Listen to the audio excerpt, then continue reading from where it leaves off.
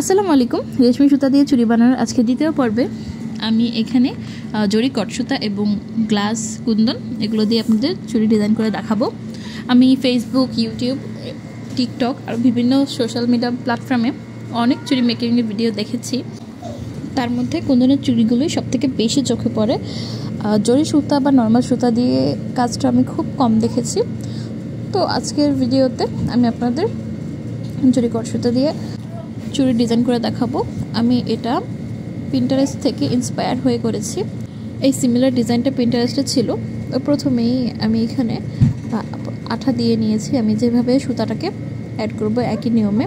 তারপর সুতাটাকে হাতের সাহায্যে খুব আলতো করে একটু একটু করে আঠার উপর বসিয়ে দেব। আপনারা চেষ্টা করবেন হাতটা খুব কম ইউজ করতে। হাতের পরিবর্তে কলম, পেন্সিল, চিমটা বা যে কোনো কিছু দিয়ে তারপর সুতাগুলো অ্যাড করার। এতে আঠাগুলো সহজে হাতে লেগে আসবে না, আর চুড়িটা খুব নিট অ্যান্ড ক্লিন থাকবে আর দেখতেও সুন্দর লাগবে। আপনারা একটু ভালোভাবে মনোযোগ দিয়ে দেখলে প্রসেসটা বুঝতে পারবেন। এটা খুব একটা ইজিও না, আবার খুব একটা কঠিন কিছুও না। শুধু একটু ভালোভাবে সুতাটাকে মেনটেন করতে পারলেই হলো। কাজের শুরুর দিকে এত বেশি স্যাটিসফাইং না হলেও আস্তে আস্তে যখন আপনি কাজটা আগাতে থাকবেন ততই এটার সৌন্দর্য আস্তে আস্তে ফুটে উঠতে থাকবে।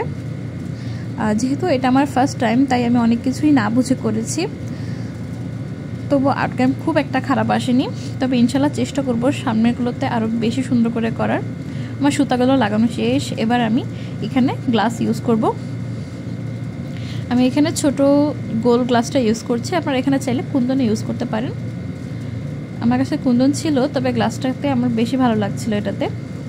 প্রথমে গোল যেই লতাগুলো আমি ক্রিয়েট করেছি সেটার মধ্যেই আমরা একটা একটা করে গ্লাস দিয়ে দেব। তারপর লতাগুলোর নিচে পাতা শেপে একটা একটা করে আমরা কুন্দন অ্যাড করব। আমি এখানে সাদা রঙের কুন্দনগুলো অ্যাড করেছি। আপনারা চাইলে এটাতে কালার ভেরিয়েশন করতে পারেন অথবা কালারগুলো কাস্টমাইজ করে নিতে পারেন। বেসটা তৈরি করার ভিডিও আমি আমার পেজে দিয়ে দিয়েছি, আপনারা চাইলে চেক আউট করে নিতে পারেন। বর্তমানে এটা খুবই মেসি লাগছে, তবে যখন আপনি সম্পূর্ণ চুড়িটা শেষ করবেন তখন আউটকামটা অনেক সুন্দর আসবে।